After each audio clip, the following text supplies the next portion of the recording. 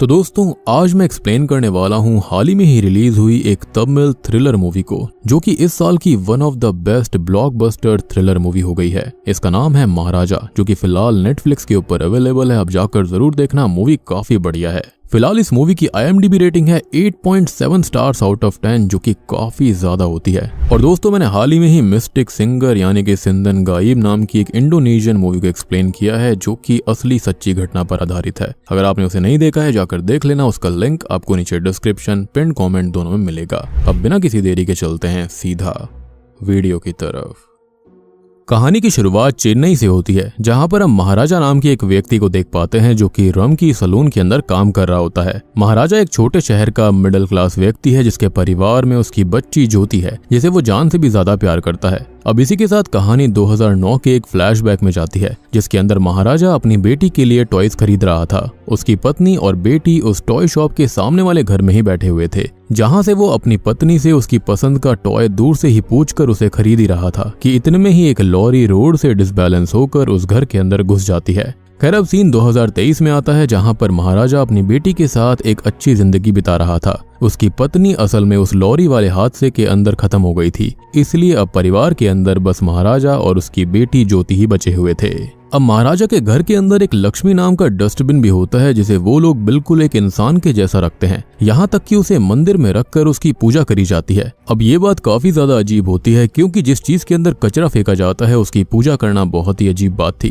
खैर महाराजा की बेटी ज्योति 10th स्टैंडर्ड में होती है, मगर जिस क्लास में बच्चों का ध्यान पढ़ाई पर होना चाहिए, उस वक्त ज्योति का मन स्पोर्ट्स में लगा हुआ था। उसी वजह से सभी टीचर्स उसकी कंप्लेंट किया करते और स्कूल के अंदर उसे काफी ज्यादा पनिशमेंट भी मिला करती थी। मगर उन सभी के बीच उसकी एक स्पोर्ट्स टीचर होती हैं, जिनका नाम आसिफा होता है, जो कि हमेशा ज्योति को सपोर्ट किया करती थी। अब एक दिन होता यह है कि ज्योति की बहुत ही ज्यादा कंप्लेंट होने पर स्कूल के प्रिंसिपल ने ज्योति और महाराजा को अपने चेंबर में बुलाया था, जिसके चलते प्रिंसिपल ज्योति को डांटने लगते हैं। लेकिन आसिफा ज्योति को बचाने के लिए एक और बच्चे को प्रिंसिपल के सामने पेश कर देती है, जिसके चलते प्रिंसिपल ने सबके सामने उसे थप्पड़ मारा और फिर वो ज्योति को वापस से डांटने लगे। अब महाराजा ने ज्योति को बहुत ही ज्यादा प्यार से पाला पोसा था, इसलिए वो ये सब और सहन नहीं कर पाता। उसने प्रिंसिपल को ज्योति से माफी मांगने के लिए मजबूर कर दिया था। अब प्रिंसिपल को ये लगने लगता है कि महाराजा बिना माफी सुने जाएगा नहीं, तो उसे मजबूर होकर ज्योति से माफी मांगनी पड़ती है। अब महाराजा का अधिकतर समय ज्योति के साथ ही गुजरता था। अब एक दिन ज्योति ने महाराजा को ये बताया कि उसे स्पोर्ट्स कंपटीशन के लिए स्कूल की तरफ से बाहर जाना पड़ेगा।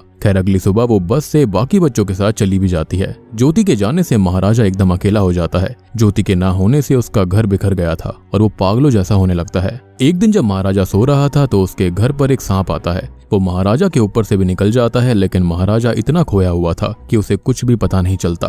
अब अगले सीन में हम देखते हैं एक अमीर व्यक्ति को, जिसने अपनी कार गैराज के अंदर ठीक करवाने के लिए दी हुई थी। तभी उसको याद आया कि उसकी कार के अंदर उसका एक चश्मा रह गया है। वो गैराज के अंदर पूछताछ करने आता है, लेकिन वहां पर किसी को भी उस चश्मे के बारे में नहीं पता था और ये सुनकर वो गुस्सा होकर उन सभी को पीटने लगता है। खैर तभी वहां पर धना नाम का एक व्यक्ति आता है, जिसने उस आदमी की कार उसके घर पर डिलीवर करी थी। तभी गैराज का मालिक जो होता है वो धना से उस चश्मे के बारे में पूछता है, लेकिन इससे पहले कि धना कुछ भी बोल पाता, वो अमीर व्यक्ति उसे पीटने लगता है और उसे शाम तक चश्मा वापस दे जाने के लिए बोलता है। आगे हमको दिखाया जाता है कि वो अमीर व्यक्ति शाम को अपने दोस्तों के साथ बैठा हुआ था कि तभी वहां पर धना आ जाता है और उसके हाथ में उसी आदमी का चश्मा था, जिसे वो वहीं पर तोड़ देता है। ये सब देखकर वो अमीर आदमी फिर से धना को पीटने लगता है, मगर इस बार धना के मन में उसकी तरफ काफी ग्रजेस आ गए थे और वो और उसके सभी दोस्तों को बहुत पीटने लगता है और वहां से चला जाता है। यानी कि यहाँ पर धना कोई आम व्यक्ति तो नहीं लग रहा था। गैराज के अंदर काम करने वाले व्यक्ति के अंदर इतनी हिम्मत नहीं हो सकती कि वो किसी अमीर व्यक्ति पर ऐसे ही हाथ छोड़ दे।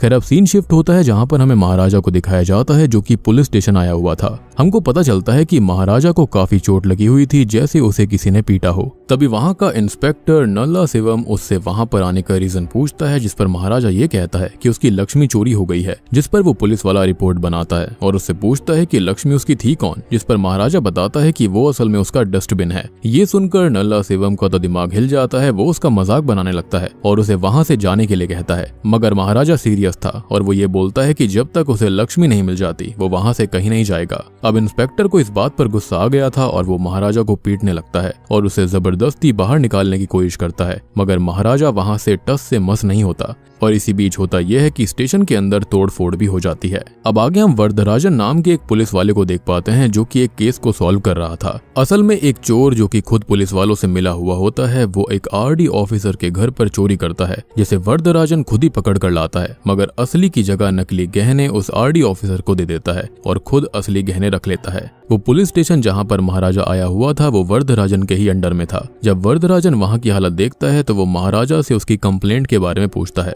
जिस पर महाराजा बताता है कि जब वो काम से वापस घर आया था तब 3 चोर पहले से उसके घर पर थे, जिन्होंने उस पर हमला किया और लक्ष्मी को ले गए। अब वरदराजन भी महाराजा से पूछता है कि लक्ष्मी है कौन, जिस पर वो बताता है कि वो उसका डस्टबिन है, जो कि उसके लिए बहुत ही ज्यादा कीमती है। अब वरदराजन उसे नया डस्टबिन खरीदने के पैसे भी देता है, लेकिन महाराजा को वही सेम डस्टबिन चाहिए था।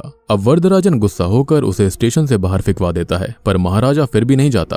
तभी वरदराजन को ये लगता है कि जो आदमी उस डस्टबिन के लिए इतना कुछ कर सकता है उसके अंदर जरूर कोई खास बात होगी, और इसी के चलते वो महाराजा के केस को फाइल कर लेता है। अब वरदराजन अपनी टीम के साथ महाराजा के घर जाता है और इंक्वायरी करने लगता है, जिसके बाद हम सेल्वम नाम के एक चोर से मिलते हैं जो कि अपने साथियों के साथ मिलकर चोरियां किया करता था। वो लोग उन्हीं घरों में चोरी किया करते जहां पर कोई मर्द ना हो, और चोरी करने के बाद वो हमेशा औरतों के साथ में सेक्सुअल असॉल्ट करते थे। खैर आगे हम देखते हैं कि सेल्वम एक शादीशुदा व्यक्ति होता है जिसके परिवार में एक बीवी और एक छोटी बच्ची थी, और ये जो सीन है ना वो 2009 का है, यानी कि जहां पर हमें सेल्वम के बारे में बताया जा रहा है, और ये सेम वही टाइम होता है जिस वक्त महाराजा की बीवी भी खत्म हो गई थी। अब सेल्वम की बच्ची का नाम अम्मू होता है, जिसकी पीठ पर चोट का घाव भी था जो कि काफी गहरा था। अब सेल्वम दिन में वायरिंग का काम करता और रात में चोरी का, और इस बारे में किसी को कोई भी आइडिया नहीं था, उसके घर वाले इसके बारे में नहीं जानते थे। खैर अब मूवी प्रेजेंट टाइम में आती है जहां पर हम सेल्वम के घर के अंदर लक्ष्मी को देख पाते हैं, जिससे हमको पता चलता है कि उस रात महाराजा के घर पर सेल्वम भी था। दूसरी तरफ सभी पुलिस वाले लक्ष्मी को ढूंढ रहे होते हैं, मगर अभी तक उसकी कोई भी खोज खबर नहीं थी। महाराजा पुलिस स्टेशन में काम करने लगता है क्योंकि उसने वरदराजन को लक्ष्मी को ढूंढने के लिए 5 लाख रुपए की घूस देने का वादा किया था, जिसमें से उसने उसे खाली 50,000 रुपए अभी दे दिए थे। अब अगले सीन में हम नोटिस करते हैं कि महाराजा वरदराजन से मिलने के लिए बैठा हुआ था कि तभी धना की कंपनी का एक कार मैकेनिक वहां पर आता है। महाराजा के पूछने पर वो बताता है कि उसकी कंपनी में काम करने वाला धना काफी दिनों से गायब है, और वो महाराजा को उसकी फोटो भी दिखाता है। फोटो देखते ही हम फ्लैशबैक में जाते हैं जहां पर हम नोटिस करते हैं उसी अमीर आदमी को जिसे धना ने मारा था। अब महाराजा जब अपने घर में उन चोरों से लड़ रहा होता है तभी एक चोर के पास से उसे एक कार की पर्ची मिली थी, जिसके मालिक का पता लगाते हुए महाराजा उस अमीर आदमी के पास गया, और हम देखते हैं कि धना के वहां से आने के कुछ ही समय पहले महाराजा वहां पर आया था, और जब वो धना को वहां पर मारपीट करता देखता है तो महाराजा को उस पर शक होता है और वो धना का पीछा करने लगता है। ये देखकर धना अपने कुछ साथियों को बुला लेता है और वो सभी मिलकर महाराजा को मारने लगते हैं। बातों ही बातों में धना महाराजा को पहचान लेता है और उसे बताता है कि वो उसके घर में भी चोरी कर चुका है। ये सुनते ही महाराजा उन सभी को बहुत ही बुरी तरह मारता है और धना की बैग पर कुछ देखने लगता है, जिसके बाद धना उसे बताता है कि उस दिन उनके साथ एक पुलिस वाला भी था जो कि उस चोरी में शामिल था, इसलिए महाराजा कुछ नहीं कर पाएगा। जिस पर महाराजा गुस्से में आकर उसका गला ही काट देता है, और क्योंकि धना ने ये बोला था कि उस चोरी में एक पुलिस वाला भी शामिल था, इसलिए महाराजा पुलिस स्टेशन आया हुआ था। उसका असली मकसद तो उस पुलिस वाले को ढूंढना था जो कि उस रात उसके घर पर था। एनीवेज अब हम देखते हैं कि सब तरफ ढूंढ लेने के बावजूद भी जब पुलिस को लक्ष्मी नहीं मिलती तो वो एक नकली लक्ष्मी बनवाने के लिए जाते हैं। अब तभी सीन 2009 की तरफ आता है जहां पर हम सेल्वम को देखते हैं जो कि अपने साथी सबरी के साथ में चोरियां किया करता था। खैर अब उसकी बेटी का आज बर्थडे होता है, इसलिए वो अच्छा दिखने के लिए महाराजा के ही सलून के अंदर जाता है, जहां पर वो अपनी बीवी को बताता है कि उनकी बेटी को वो सोने की चेन गिफ्ट करेगा। लेकिन होता यह है कि शेविंग कराते समय ट्रिमर की बैटरी खत्म हो जाती है, तो महाराजा बैटरी को लेने के लिए बगल वाली दुकान पर जाता है। लेकिन इतने में ही सेल्वम का दोस्त सबरी उसे कॉल करके बताता है कि यहाँ पर उनकी चोरियों के बारे में अखबार में छप चुका है और वो एक्सपोज हो चुके हैं। सेल्वम उससे बात करके फोन रख देता है कि तभी वो नोटिस करता है कि उसके पीछे महाराजा खड़ा हुआ था। अब सेल्वम को ये लगने लगता है कि महाराजा ने उसकी सारी बातें सुन ली हैं, लेकिन महाराजा कोई रिएक्शन नहीं देता क्योंकि उसने ऐसा कुछ सुना ही नहीं था। जिसके बाद सेल्वम जल्दी जल्दी अपने घर चला जाता है। इधर महाराजा नोटिस करता है कि सेल्वम की जो सोने की चेन थी वो वहीं पर रह गई थी, जिसको देने के लिए महाराजा उसके घर जाता है। लेकिन ऑब्वियस सी बात है कि पुलिस वालों को सारी चीज पता चल गई थी कि सेल्वम चोरी करता है। अखबार के अंदर चोरी की भी खबर आ गई थी, तो सबरी को तो शूट करके खत्म कर दिया जाता है और सेल्वम को अरेस्ट कर लिया जाता है। अब सेल्वम को ये लगता है कि शायद से महाराजा ने ही उसकी बातें सुनी थी और वही पुलिस को लेकर वहां पर आया, और इसलिए वो मन ही मन में महाराजा से बदला लेने का ठान लेता है। लेकिन यहाँ पर महाराजा तो खाली उसकी चेन लौटाने आया था। खैर मूवी फिर से प्रेजेंट टाइम में आती है और हम देखते हैं कि नकली लक्ष्मी यानी कि डस्टबिन बन चुका होता है, मगर यहाँ पर चोर कौन बनेगा, जिस पर वरदराजन ये सोचता है कि हमेशा की ही तरह किसी पुलिस के ही आदमी को चोर की तरह पकड़ लिया जाएगा और बाद में उसको छोड़ देंगे, क्योंकि ये वो पहले भी कई बार कर चुके थे। इसलिए यहाँ पर नल्ला शिवम को ही चोर बना दिया जाता है। अब वरदराजन महाराजा को कॉल करता है और उसे एक बार फिर से पुलिस स्टेशन आकर अपनी कहानी बताने के लिए बोलता है। अगली सुबह महाराजा पुलिस स्टेशन आता है और फिर से कहानी सुनाने लगता है। यहाँ पर कहानी का एक बड़ा राज सामने आता है। महाराजा बोलता है कि वो रात 10 बजे अपने घर पर आया था, पर असल में वो घर पर था ही नहीं, बल्कि ज्योति घर पर आई थी, जहाँ पर वो चोर पहले से ही छुपे हुए थे, जो कि 3 लोग थे, जिसमें से एक वो पुलिस वाला भी था जो कि अभी महाराजा के लिए लक्ष्मी को ढूंढ रहा होता है, यानी कि नल्ला शिवम। जी हाँ, और दूसरा था सेल्वम, जो कि जेल से छूटकर महाराजा से अपना बदला लेने आया था।